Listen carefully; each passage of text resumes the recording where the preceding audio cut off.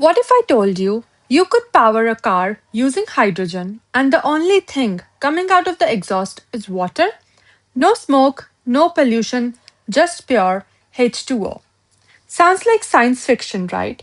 But this is already real and it's powered by something called a hydrogen fuel cell. Hello everyone, welcome back to our YouTube channel Core Classroom Learning. In this video, we will break down how hydrogen fuel cells actually work, why they're considered the future of energy, and why they're still not everywhere. Before we jump in, think of this. A battery is something that stores energy, while a fuel cell is something that generates energy continuously as long as you supply fuel. That's the key difference between both of them. Now, let us understand how it works step by step. So, a hydrogen fuel cell takes two simple things. Number one is hydrogen, and number two is oxygen from the air. Okay, and it takes these as input and converts them into electricity, water, and heat. This process is based on a simple chemical reaction. But instead of burning hydrogen like in an engine, it converts energy electrochemically, okay, which is much more efficient. So the technology sounds interesting and also amazing, right? Now let's see what are the main components of a fuel cell. A fuel cell has three main parts. Number one is the anode, which is basically the negative side. Okay. This is from where hydrogen enters. Okay. So hydrogen enters here. Second is your cathode, which is basically the positive side. Oxygen enters here. Third is the electrolyte, which is your middle layer. This basically allows only protons to pass through. Okay. So you could think of it like a sandwich where electrolyte is in the middle, then you have the anode, and then you have the cathode. Okay.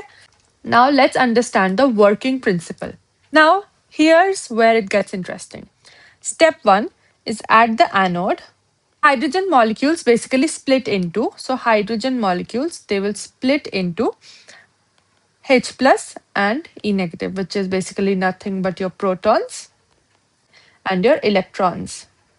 Okay. Then step two, your protons, which is basically H plus, these will pass through the electrolyte. Okay. The electrons cannot pass, so they will travel through external circuit. So electrons will travel through external circuit.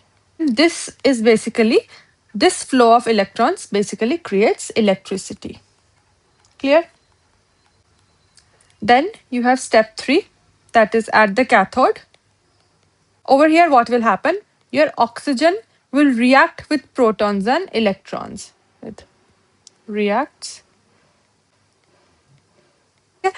And that's all. Now your electricity is generated and only byproduct is water. So very, very clean.